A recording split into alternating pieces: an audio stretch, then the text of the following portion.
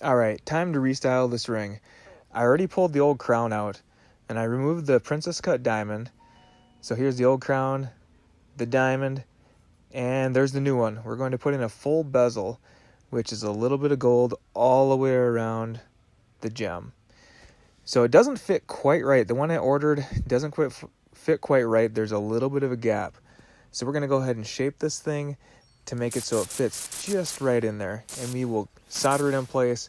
And this is a restyling. So this lady, the prongs wore out on her ring, which is extremely common. And actually, all my own designs, I never use prongs, guys. Prongs always catch and wear out, and it's just a high maintenance issue. So whenever I build a ring that's custom or one of my own designs, unless the customer is very specific about it, I don't use any prongs. I'll use a bezel or a half bezel or some sort of channel setting because prongs become problematic over time. So once I get it fit just right, we're going to solder this thing in place with white gold solder, and that's where the torch work comes in. We'll clean up our excess solder and get it prepped for polishing, and then we'll go ahead and fit this diamond right in place. Now this is one of those processes where it just takes time. You got to go over and over again with finer and finer tooling so the marks come out just right. And to do this, I am going to set up my microscope. I have my homemade holder for my microscope, my ball vise, and I get it all set up and get ready to go.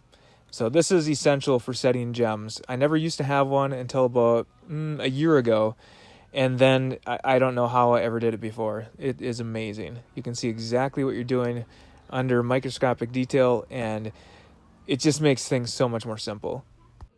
One thing about diamonds, they're not all cut the same.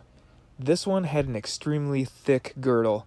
The girdle is the portion on the outside of the diamond, and that's what I cut a seat for, and the gold is then hammered over the top of the diamond. But this one on the girdle, it was super thick, which can be problematic because you have to cut a deeper and wider seat in order to accommodate that large girdle on the edge of the stone. So this process of getting the correct fitment took me over an hour just to get the diamond to get in there and sit just right and flat and flush and square and all those things before I could start hammering over the top of it, which I'm doing right here.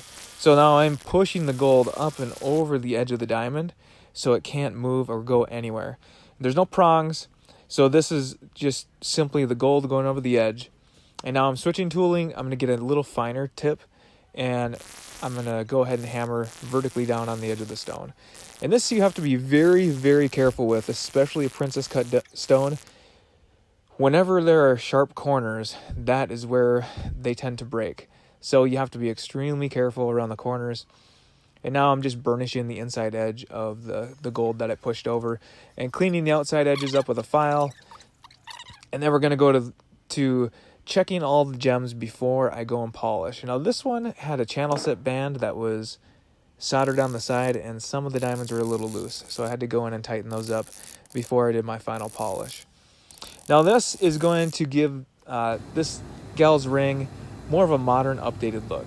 So it's a classic design with the 4 prongs that it had before, and now we're putting the bezel in to make it look like an upgraded, just kind of a new version. So here it is, same ring but different look. And simply by changing out what holds the center gem gives it a completely new look. What do you guys think? Do you like the full bezel, or would you rather see prongs? I personally love the bezel.